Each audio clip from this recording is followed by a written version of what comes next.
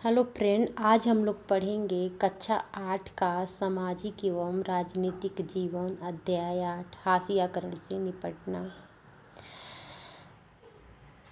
तो इससे पहले मैं आप लोगों से एक बात बता दूं कि हिस्ट्री का और साइंस का प्लेलिस्ट में पड़ा हुआ है कक्षा 6, 7, 8 का एनसीईआरटी। और ये सामाजिक एवं राजनीतिक जीवन चल रहा है कक्षा 8 का। 6, 7 हो गया है और 8 का अध्याय 8 चल रहा है। आप लोग प्लेलिस्ट में जाके बाकी वीडियो देख सकते हैं और जो नए व्यूअर हैं वो हमारे चैनल को सब्सक्राइब कर लें। तो चलिए आगे बढ़ते हैं। और आगे बढ़ने से पहले मैं आप लोगों से एक रिक्वेस्ट कर रही हूँ फ्रेंड कि मेरे वीडियो को ज़रूर लाइक कर दीजिएगा। लाइक किए बिना मत जाइएगा फ्रेंड, प्लीज़। चलिए, हाशियाकरण से निपटना। तो पिछले अध्याय में हमने 2 अलग अलग समूहों और असमानता व भेदभाव के उनके अनुभवों के बारे में पढ़ा था। ये समूह भले ही कम ताकतवर हों, लेकिन उन्होंने अलग थलग कर दिए जाने या औरों के वर्चस्व का विरोध किया है, अपनी आवाज़ उठाई है और संघर्ष करते रहे हैं। उन्होंने अपने लंबे इतिहास में विविध रणनीतियों के सहारे हालात को बदलने का प्रयास किया है। धार्मिक सांत्वना, सशस्त्र संघर्ष, आत्म परिष्कार व शिक्षा और आर्थिक बेहतरी।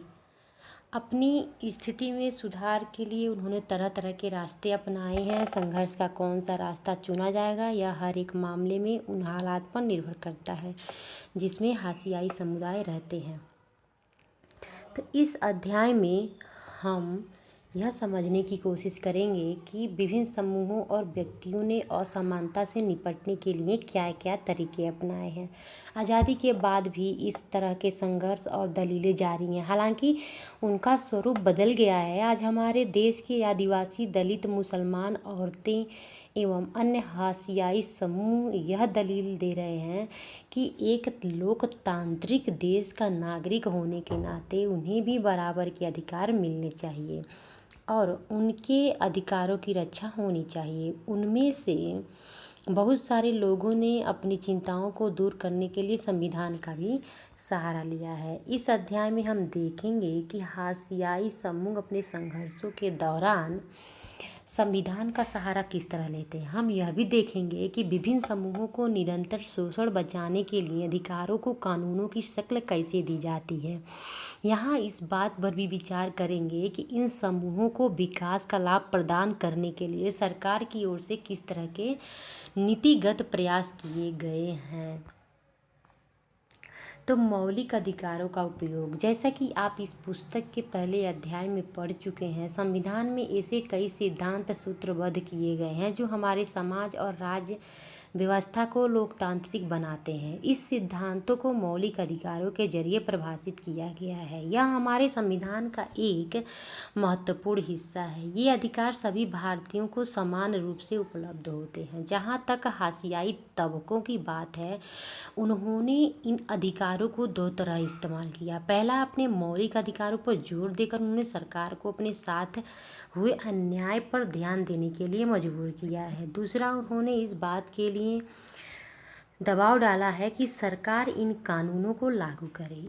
कई बार हाशियाई तबकों की संघर्ष की वजह से ही सरकार को मौलिक अधिकारों की भावना के अनुरूप नए कानून बनाने पड़े हैं। संविधान के अनुच्छेद 17 के अनुसार अस्पृश्यता या छुआछूत का उन्मूलन किया जा चुका है। इसका मतलब यह है कि अब कोई भी व्यक्ति दलितों को पढ़ने, मंदिरों में जाने और सार्वजनिक सुविधाओं का इस्तेमाल करने से नहीं रोक सकता। इसका मतलब यह भी है कि छुआछूत गलत है। लोकतांत्रिक सरकार इस तरह के आचरण को बर्दाश्त नहीं करेगी। लिहाजा अब अस्पृश्यता एक दंडनीय अपराध है। दलित शब्द का मतलब होता है दबा कुचला। दलित समूहों ने यह शब्द जाति व्यवस्था के तहत अपने 7 सदियों से होते आ रहे भेदभाव को रेखांकित करने के लिए खुद चुना है। संविधान में ऐसे दूसरे भी अनुच्छेद हैं जो अस्पृश्यता के खिलाफ हैं। उदाहरण के लिए संविधान के अनुच्छेद 15 में कहा गया है कि भारत के किसी भी नागरिक के साथ धर्म, नस्ल, जाति, लिंग या जन्म स्थान के आधार पर भेदभाव नहीं किया जाएगा। इसके बारे में आप कक्षा 7 में समानता पर केंद्रित अध्याय में काफ़ी कुछ पढ़ चुके हैं। समानता के अधिकार का हनन होने पर दलित इस प्रावधान का सहारा लेते हैं। इस तरह यह दलितों को लगता है कि कोई व्यक्ति या समुदाय या सरकार उनके सही बर्ताव नहीं कर रही है तो वे मौलिक अधिकारों का सहारा ले सकते हैं। उन्होंने बार बार भारत सरकार का ध्यान संविधान की ओर आकर्षित कराया भी है और इस बात पर जोर दिया है कि सरकार संविधान का पालन करे और उन्हें न्याय प्रदान करे। इस तरह मुसलमानों तथा अन्य अल्पसंख्यकों समुदायों ने भी संविधान में दिए गए मौलिक अधिकारों का सहारा लिया है। उन्होंने धर्म और सांस्कृतिक और शैक्षणिक अधिकारों की स्वतंत्रता के अधिकार पर जोर दिया है। जहाँ तक सांस्कृतिक और शैक्षणिक अधिकारों का प्रश्न है, मुसलमान और पारसी आदि सांस्कृतिक धार्मिक समूहों को अपनी संस्कृति की सुरक्षा का अधिकार मिला हुआ है। इस तरह विभिन्न प्रकार के सांस्कृतिक अधिकारों की व्यवस्था करके संविधान ने ऐसे समूहों को सांस्कृतिक न्याय देने का प्रयास किया है। इनका उद्देश्य यह है कि इन समूहों की संस्कृति पर न तो बहुसंख्यक समुदाय की संस्कृति का वर्चस्व हो और न ही वह नष्ट हो। यह कविता महाराष्ट्र की विख्यात भक्त कवयित्री सोयराबाई द्वारा लिखी गई है।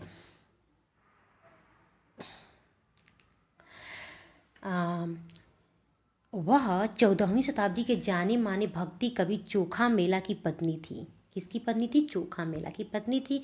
सोयराबाई महार जाति की थी। महार जाति उस समय वह यह जाति अछूत मानी जाती थी। काया है दूषित कहना है उनका और केवल आत्मा है बेदाग, लेकिन दूषित काया पैदा होती है काया के भीतर ही अनुष्ठान वह कौन सा होती है जिसे शुद्ध काया। ऐसा कोई जीव नहीं पैदा हुआ जो न खूनी सनिकोख से। यही है उस ईश्वर की महिमा। इसलिए दूषण है भीतर, दूषित है काया भीतर से, इसमें कोई भ्रम न रखना। महारी चोखा का यह कहना है कि इस कविता में सोयराबाई शुद्धता की सोच पर उंगली उठाते हुए दलील दे रही हैं कि प्रत्येक मनुष्य एक ही ढंग से पैदा होता है, इसलिए ऐसी कोई चीज़ नहीं होती जो एक की देह को ज़्यादा और दूसरे की देह को कम शुद्ध बना सकती है। संभवतः वे यह भी कहना चाहती हैं कि जाति व्यवस्था में लोगों को विभिन्न स्थानों, कार्यों, ज्ञान और प्रतिष्ठा से वंचित रखने या लोगों को एक दूसरे से अलग रखने वाला छुआछूत का भाव काम के स्वरूप से पैदा नहीं होता, बल्कि यह हमारे भीतर से, हमारे अपने विचारों, हमारी अपनी मूल्य मान्यताओं से पैदा होती है। तो हाशियाई तबकों के लिए कानून, जैसा कि आपने पहले पढ़ा था, सरकार अपने नागरिकों की रक्षा के लिए कानून बनाती है, लेकिन सरकार केवल इसी तरह कार्रवाई नहीं करती। हमारे देश में हाशियाई तबकों के लिए खास कानून और नीतियाँ बनाई गई हैं। बहुत सी नीतियाँ या योजनाएं किसी समिति की सिफारिशों या सर्वेक्षण आदि के नतीजों पर आधारित होती हैं। सरकार इस तरह की नीतियों को प्रोत्साहन देती है ताकि खास तबकों को सही अवसर उपलब्ध कराया जा सके। सामाजिक न्याय को प्रोत्साहन, संविधान को लागू करने के लिए राज्य और केंद्र सरकारें जनजातीय आबादी वाले या भारी दलित आबादी वाले इलाकों में विशेष प्रकार की योजनाएं लागू करती हैं। उदाहरण के लिए कई स्थानों पर दलितों और आदिवासियों को सरकार की ओर से मुफ्त या रियायती दरों पर छात्रावास की सुविधा उपलब्ध कराई गई है ताकि वे शिक्षा संबंधी सुविधाएं हासिल कर सकें जो मुमकिन है कि उनके अपने इलाकों में उपलब्ध नहीं हो। कुछ ज़रूरी सुविधाएं मुहैया कराने के अलावा सरकार कानूनों का भी इस्तेमाल करती है ताकि व्यवस्था में निहित असमानता को खत्म करने के लिए ठोस कदम उठाए जा सके। आरक्षण की व्यवस्था इसी तरह का एक महत्वपूर्ण कानून नीति है। यह महत्वपूर्ण होने के साथ बेहद विवादास्पद भी है। शिक्षा संस्थानों और सरकारी नौकरियों में दलितों और आदिवासियों के लिए सीटों के आरक्षण का कानून एक महत्वपूर्ण तर्क पर आधारित है। इसके पीछे समझ यह है कि हमारे जैसे समाज में जहाँ कुछ तबकों को सदियों तक पढ़ने लिखने और नई निपुणताएं हासिल करने के अवसरों से वंचित रखा गया है, वहाँ लोकतांत्रिक सरकार को इन तबकों की सहायता के लिए ठोस कदम उठाने चाहिए। आरक्षण की नीति किस तरह काम करती है? देश भर की सभी राज्य सरकारों के पास अनुसूचित जातियों या दलितों, अनुसूचित जनजातियों और पिछड़ी व अति पिछड़ी जातियों की अपनी अपनी सूचियां हैं। इसी तरह की एक सूची केंद्र सरकार के पास भी होती है। जो विद्यार्थी शैक्षणिक संस्थानों में दाखिले के लिए या जो उम्मीदवार सरकारी नौकरियों के लिए आवेदन देते हैं, उन्हें जाति और जनजाति प्रमाण पत्र के रूप में अपनी जाति या जनजाति का सबूत देना होता है। अगर कोई खास दलित जाति या जनजाति सरकारी सूची में है तो उस जाति जनजाति का उम्मीदवार आरक्षण का लाभ उठा सकता है। कॉलेजों, खासतौर से मेडिकल कॉलेज जैसे पेशेवर संस्थानों में दाखिले के लिए सरकार ने कटऑफ या न्यूनतम अंक सीमा तय की हुई है। इसका मतलब यह है कि इन संस्थानों में सभी दलित और आदिवासी उम्मीदवार दाखिला नहीं पा सकते। इनमें उन्हीं दलित और आदिवासी विद्यार्थियों को दाखिला मिल सकता है जिन्होंने परीक्षाओं में अच्छा प्रदर्शन किया है, न्यूनतम अंक सीमा से ज़्यादा अंक प्राप्त किए हैं। सरकार इन विद्यार्थियों को विशेष छात्रवृत्ति भी देती है। नवीं कक्षा की राजनीति विज्ञान की पुस्तक में अपने पिछड़े वर्गों के लिए आरक्षण की व्यवस्था के बारे में और विस्तार से जानेंगे। आपकी राय में दलितों और आदिवासियों को सामाजिक न्याय प्रदान करने के लिए आरक्षण इतना महत्वपूर्ण क्यों है? आरक्षण इतना महत्वपूर्ण क्यों है, इसका एक कारण बताइए। तो दलितों, उसका उत्तर यह होगा कि दलितों और आदिवासियों को सामाजिक न्याय प्रदान करने के लिए आरक्षण महत्वपूर्ण है, क्योंकि इसी के द्वारा समाज में व्याप्त असमानता को दूर किया जा सकता है।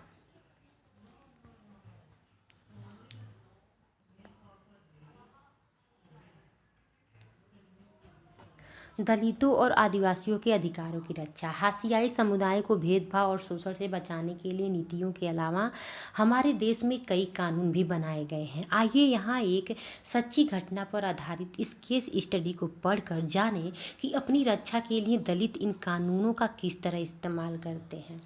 जकमालगूर गांव के लोग एक बड़े त्योहार की तैयारी में जुटे हैं। यहाँ हर 5 साल में एक बार स्थानीय देवता की पूजा की जाती है।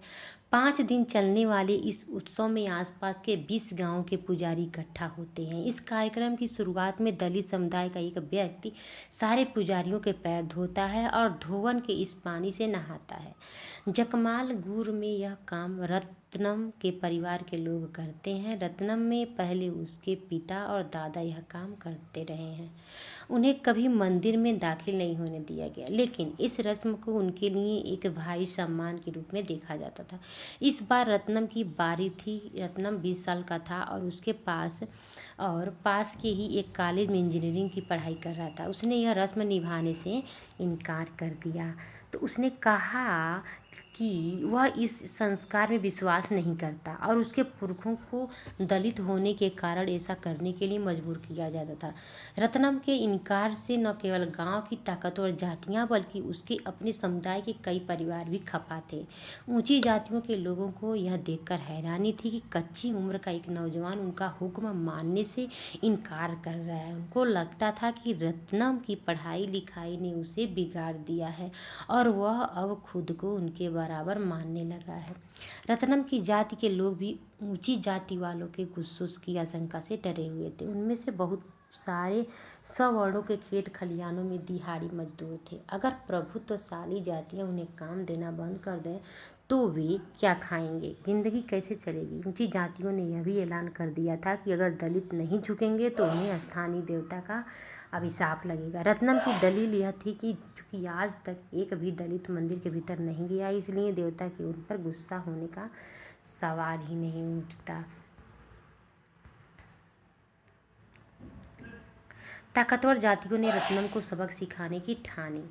उन्होंने उसके समुदाय को हुक्म दिया कि वे रत्नम और उसके परिवार का बहिष्कार कर दें। सभी को यह आदेश दिया गया कि कोई भी उसके परिवार से किसी तरह का संपर्क नहीं रखे। एक रात को अचानक कुछ लोगों ने आकर रत्नम की झोपड़ी में आग लगा दी। रत्नम किसी तरह अपनी माँ के साथ जिंदा भाग निकला। उसने अनुसूचित जाति एवं अनुसूचित जनजाति अत्याचार निवारण अधिनियम 1989 के तहत स्थानीय थाने में मामला दर्ज कराया। बाकी दलित परिवार तब भी उसके समर्थन में आगे नहीं आए। वे डरे हुए थे। उन्हें लगा कि अगर वे अपना मुंह खोलेंगे तो उनकी हालात भी रत्नम जैसी ही बना दी जाएगी। स्थानीय मीडिया ने इस घटना पर काफ़ी ध्यान दिया। बहुत सारे पत्रकारों ने गांव का दौरा किया। रत्नम को उन्होंने दलित प्रतिरोध के प्रतीक के रूप में पेश किया। अंततः विवादास्पद रस्म तो खत्म कर दी गई, लेकिन उसके परिवार को गांव छोड़कर जाना पड़ा क्योंकि गांव की ऊंची जातियों ने उसका बहिष्कार कर दिया।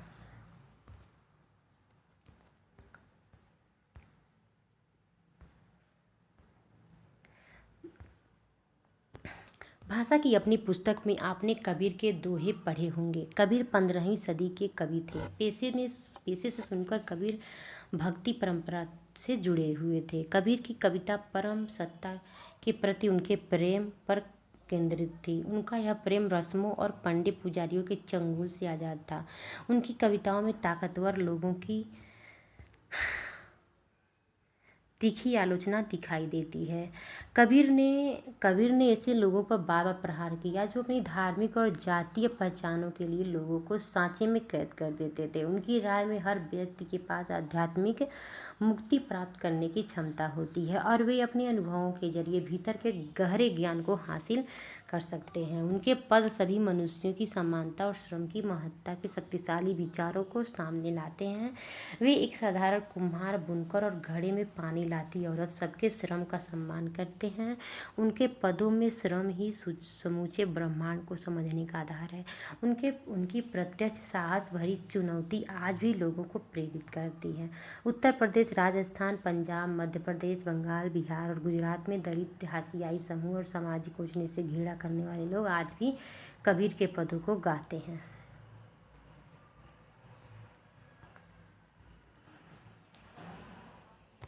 अनुसूचित जाति एवं अनुसूचित जनजाति अत्याचार निवारण अधिनियम 1989। रत्नम ने अपने गांव में ऊंची जातियों द्वारा किए जा रहे भेदभाव और हिंसा का विरोध करने के लिए अनुसूचित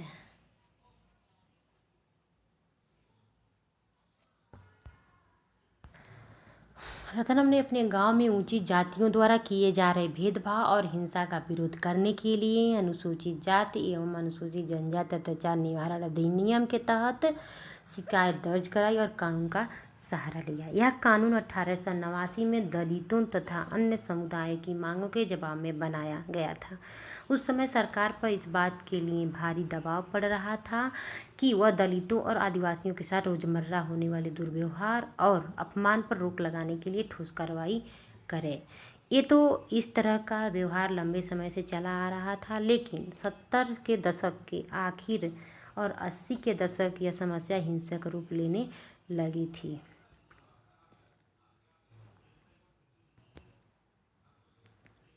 इस दौरान दक्षिण भारत के कई हिस्सों में अपने हकों का दावा करने वाले बहुत सारे आग्रही दलित संगठन सामने आए और उन्होंने अपने हकों के लिए पुरजोर आवाज़ उठाई।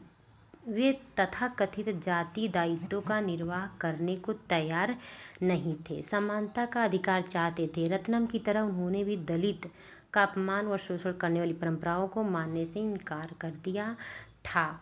इसकी वजह से ऊंची जातियों के लोग उनके साथ खुलेआम हिंसा पर उतारू हो गए थे। सरकार को इस बात का एहसास कराने के लिए दलित संगठनों ने व्यापक अभियान चलाए कि छुआछूत अभी भी जारी है। उन्होंने इस बात के लिए दबाव बनाया कि कानूनों में दलितों के साथ होने वाली विभिन्न प्रकार की हिंसा की सूची बनाई जाए और इस तरह के अपराध करने वालों के लिए सख्त सजा प्रावधान किया जाए।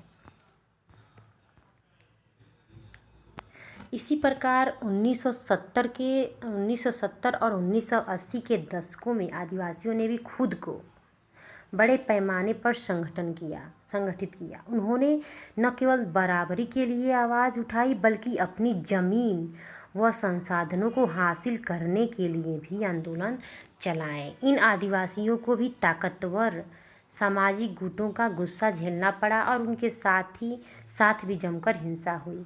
यही वजह है कि इस कानून में अपराधों की एक बहुत लंबी सूची दी गई है। इनमें से कई अपराध तो इतने भयानक हैं कि उनके बारे में सोचकर दिल दहल जाता है। इस कानून में न केवल भयानक अपराधों का उल्लेख किया गया है बल्कि यह कानून इस बात की ओर इशारा भी करता है कि साधारण इंसान भी कितने जघन्य कृत्य कर सकते हैं। इस प्रकार इस तरह के कानून हमारे सोचने और काम करने के तरीके को प्रभावित करते हैं और दोषियों को सजा भी देते हैं। इस कानून में कई स्तर के अपराधों के बीच फर्क किया गया है। पहला, इसमें शारीरिक रूप से खौफनाक और नैतिक रूप से निंदनीय अपमान के स्वरूपों की सूची दी गई है। इसका मकसद ऐसे लोगों का सजा दिलाना है जो अनुसूचित जाति या अनुसूचित जनजाति के किसी व्यक्ति को कोई अखाद्य अथवा गंदा पदार्थ पीने या खाने के लिए विवश करते हैं।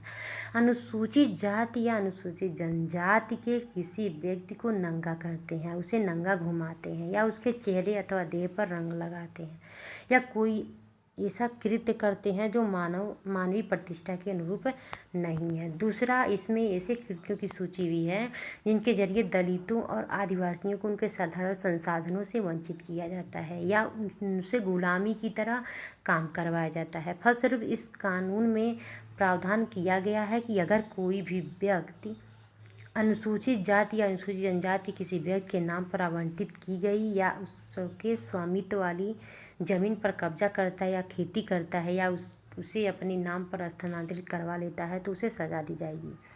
और एक स्तर यह कानून इस बात को मान्यता देता है कि दलित एवं आदिवासी महिलाओं के खिलाफ होने वाले अपराध एक खास तरह के अपराध हैं, इसलिए ऐसे लोगों को दंडित करने की व्यवस्था की गई है। जो XI मतलब अनुसूचित जाति या अनुसूचित जनजाति किसी महिला को अपमानित करने के लिए उस पर हमला करते हैं या उसके साथ जोर जबरदस्ती करते हैं। क्या आप 1989 के कानून के 2 प्रावधानों का उल्लेख कर सकते हैं? तो हाँ, कर सकते हैं। 1989 के कानून के 2 प्रावधान हैं। अगर कोई भी व्यक्ति पहला है, अगर कोई भी व्यक्ति अनुसूचित जाति या अनुसूचित जनजाति के किसी व्यक्ति के नाम पर आवंटित की गई या उसके स्वामित्व वाली जमीन पर कब्जा करता है या खेती करता है या उसे अपने नाम पर स्थानांतरित करवा लेता है तो उसे सजा दी जाती है। दूसरा नंबर 2 है कि अनुसूचित जाति या अनुसूचित जनजाति के किसी व्यक्ति को कोई अखाद्य अथवा गंदा पदार्थ पीने या खाने के लिए विवश कर देता है।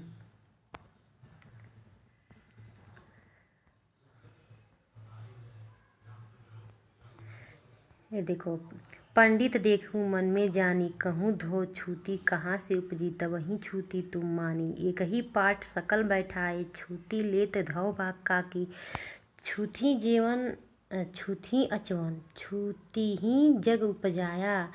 कहे कबीर ते छूती रजित जाके संग न माया। संदर्भ है, इस पद में कबीर ने बताया है कि प्राणी की 3 स्थितियां होती हैं, जन्म, जीवन और मरण। तो तीनों स्थितियों में सभी प्राणी एक समान रहते हैं और तीनों के मूल में गंदगी है। ठीक है, तीनों के मूल में गंदगी है। फिर छुआछूत का भेदभाव कैसा? तो व्याख्या है, कबीर कहते हैं कि हे पंडित, मन में भली प्रकार से विचार करके देखो, भला बताओ कि छूत क्या है और कहाँ से उत्पन्न हो गई। तुमने बिना सोचे समझे छूत नामक भावना बना ली है। प्रभु ने एक ही पृथ्वी रूपी पीढ़े पर सभी को समान रूप से बिठा दिया है, फिर भी तुम किसको छूत कहोगे और किसको अछूत? अन्न और जल किसका भोजन और पान किया जाता है? गंदगी से संयुक्त है, इसी छूत से सभी उत्पन्न है। फिर उनसे कौन बचा है? अतः छुआछूत का भेदभाव निरर्थक है। कबीर कहते हैं कि वास्तव में छूत से वही लोग परे हैं जिन पर माया का प्रभाव नहीं है। कबीर अछूत शब्द को यहाँ नया अर्थ देते हैं। उनका दावा है कि अस्पृश्यता ही ज्ञान का सर्वोच्च स्तर। इसका मतलब यह है कि वह व्यक्ति संकुचित और विभाजक विचारों से पूरी तरह मुक्त है। लिहाजा कबीर अस्पृश्यता की सोच को सिर के बल खड़ा करके या छूतों को सबसे निचली अवस्था की बजाय सबसे ऊंची अवस्था में स्थापित कर देते हैं।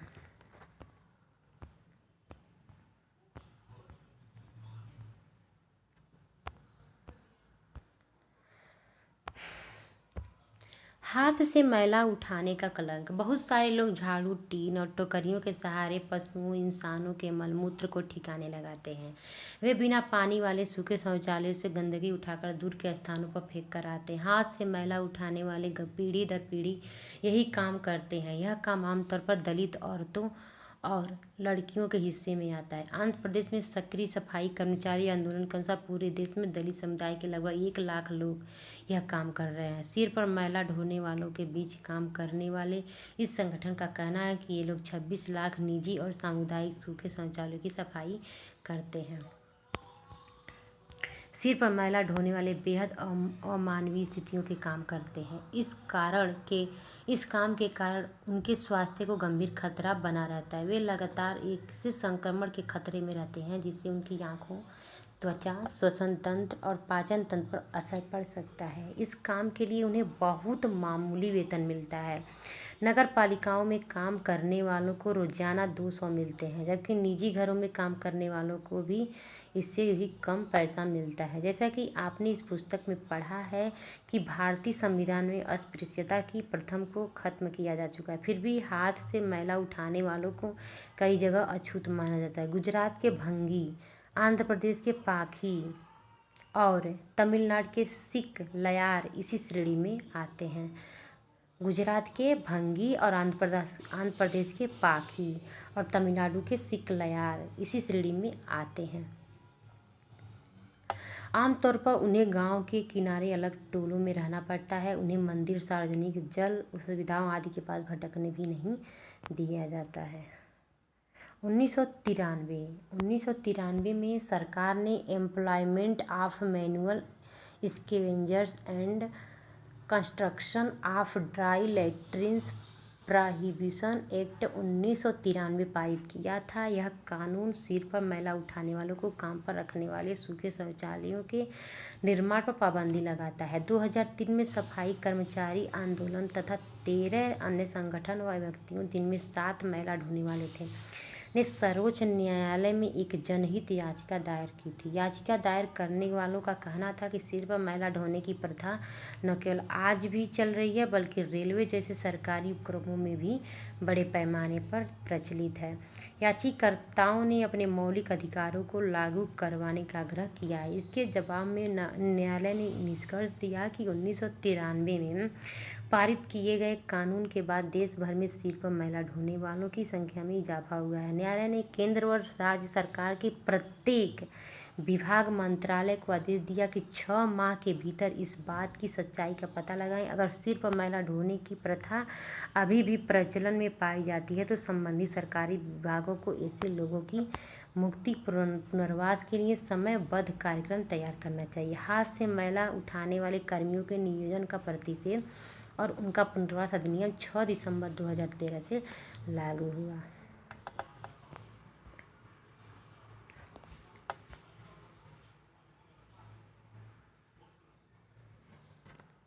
सिर पर मैला उठाने का आप क्या अर्थ समझते हैं? तो मनुष्यों द्वारा झाड़ू, टीन और टोकरियों के सहारे पशुओं और इंसानों के मलमूत्र को उठाकर ठिकाने लगाना।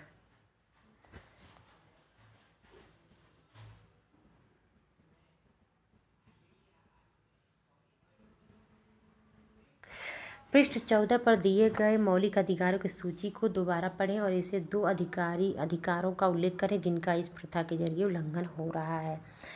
तो सिर पर मैला उठाने का कार्य 2 मौलिक अधिकारों का उल्लंघन है, समानता का अधिकार और स्वतंत्रता का अधिकार। ठीक है, और ये है सफाई कर्मचारी आंदोलन ने 2003 में जनहित याचिका क्यों दायर की। अपनी याचिका में उन्होंने किस बात पर आपत्ति व्यक्त की थी? तो सर्वोच्च न्यायालय का आदेश केंद्र और राज्य सरकार के सभी विभाग, मंत्रालय 6 माह के अंदर इस बात की सच्चाई का पता लगाएं कि सफाई कर्मचारी आंदोलन ने जनहित याचिका दायर करने के कारण बहुत से बताएं कि 1993 में सरकार ने, ठीक है, सरकार ने employment of manual scavengers and construction of dry latrines act 1993 पारित किया था, ठीक है। तो इस कानून ने सिर्फ मैला उठाने की प्रथा पर प्रतिबंध लगा दिया था। इस कानून के बाद भी यह प्रथा 2003 में भी जारी थी। सफाई कर्मचारी आंदोलन को मौलिक अधिकारों के उल्लंघन पर आपत्ति थी। तो 2005 में इस याचिका पर विचार करने के बाद सर्वोच्च न्यायालय ने क्या किया था? तो सर्वोच्च न्यायालय का आदेश यह था कि केंद्र व राज्य सरकार के सभी विभाग मंत्रालय 6 माह के अंदर इस बात की सच्चाई का पता लगाएं। यदि प्रथा अभी भी प्रचलन में पाई जाती है तो संबंधित सरकारी विभाग ऐसे लोगों की मुक्ति और पुनर्वास के लिए एक समयबद्ध कार्यक्रम तैयार करें। आदिवासियों की मांगे और 1989 का अधिनियम है कि 1989 का ये एक और वजह से महत्वपूर्ण है। 1989 का अधिनियम एक और वजह से महत्वपूर्ण है कि आदिवासी कार्यकर्ता अपनी परंपरागत जमीन पर अपने कब्जे को बहाली के लिए इस कानून का सहारा लेते हैं। जैसा कि आपने पिछले अध्याय में पढ़ा था, अपनी जमीन छोड़ने और जबरन विस्थापन से आदिवासियों को भारी परेशानी होती है। कार्यकर्ताओं का कहना है कि जिन लोगों ने आदिवासियों की ज़मीन पर ज़बरदस्ती कब्जा कर लिया है उन्हें इस कानून के तहत सज़ा दी जानी चाहिए। उन्होंने कहा कि यह कानून भी जनजाति समुदायों को केवल वही लाभ देता है जिनका संविधान में आश्वासन दिया गया है। उनका कहना है कि संवैधानिक रूप से आदिवासियों की ज़मीन को किसी गैर आदिवासी व्यक्ति को नहीं बेचा जा सकता। जहां ऐसा हुआ वहां संविधान की गरिमा बनाए रखने के लिए उन्हें उनकी ज़मीन वापस मिलनी चाहिए। तो आदिवासी कार्यकर्ता सीके जानू का आरोप है कि आदिवासियों के संवैधानिक कानूनों का उल्लंघन करने वालों में विभिन्न प्रदेशों की सरकारें भी पीछे नहीं है। यही सरकारें हैं जो लकड़ी व्यापारी, पेपर मिल आदि के नाम पर गैर आदिवासी घुसपैठियों को जनजाति जमीनों का दोहन करने और आदिवासी को उनके परंपरागत जंगलों से उजाड़ने की छूट देती है। इसके अलावा जंगलों को आरक्षित या अभयारण्य घोषित करके भी लोगों को वहां से बेदखल किया जा रहा है। सुश्री जानू का यह भी कहना है कि जो आदिवासी पहले ही बेदखल हो चुके हैं और जो अब वापस नहीं लौट सकते उन्हें भी मुआवजा दिया जाना चाहिए। इसका मतलब यह है कि सरकार ऐसी योजनाएं बनाए जिनके सहारे वे नए स्थानों पर रह सके और काम कर सके। जब सरकार आदिवासियों से छीनी गई जमीन पर औद्योगिक या अन्य परियोजनाओं के निर्माण के लिए बेहिसाब पैसा खर्च कर सकती है तो इन विस्थापितों को पुनर्वास देने के लिए मामूली सा खर्चा करने में क्यों हिचकिचाती है। किसी अधिकार या कानून या नीति को कागज पर लिख देने या मतलब नहीं होता। किसी अधिकार या कानून या नीति को कागज पर लिख देने का यह मतलब नहीं होता कि वह अधिकार या कानून या नीति वास्तव में लागू हो चुका है। इन प्रावधानों को अमली जामा पहचानने के लिए लोगों को लगातार कोशिश करनी पड़ती है। बराबरी, इज्जत और सम्मान की चाह कोई नई बात नहीं है। यह बात हमारे पूरे इतिहास में विभिन्न रूपों में दिखाई देती है। इसी प्रकार लोकतांत्रिक समाज में भी संघर्ष, लेखन, सौदेबाजी और संगठनिकता की प्रक्रियाएं जारी रहनी चाहिए।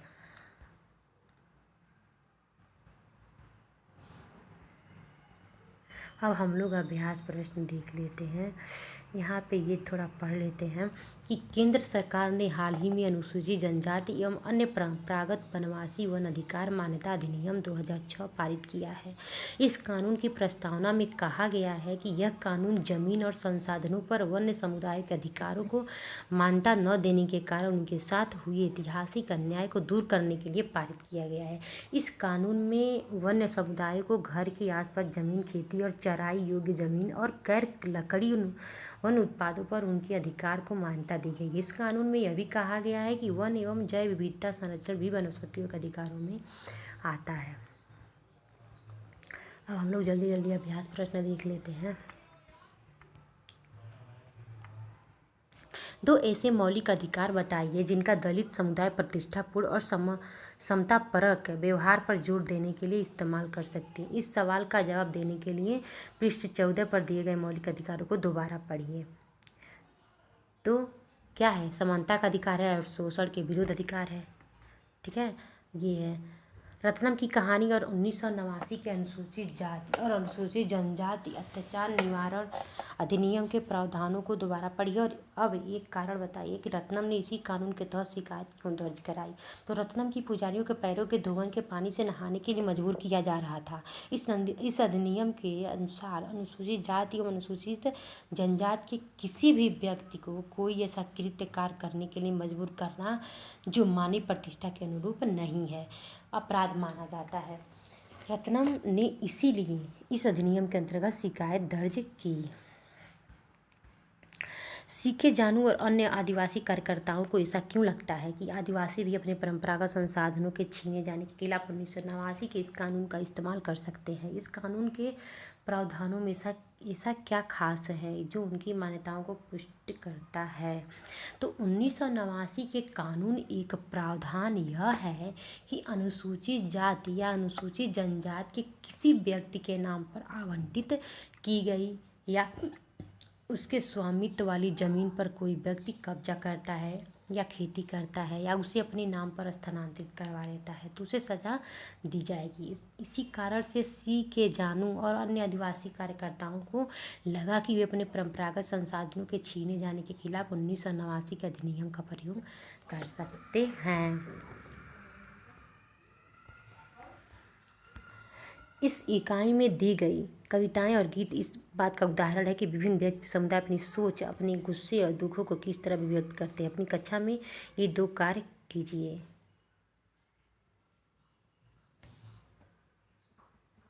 ठीक है,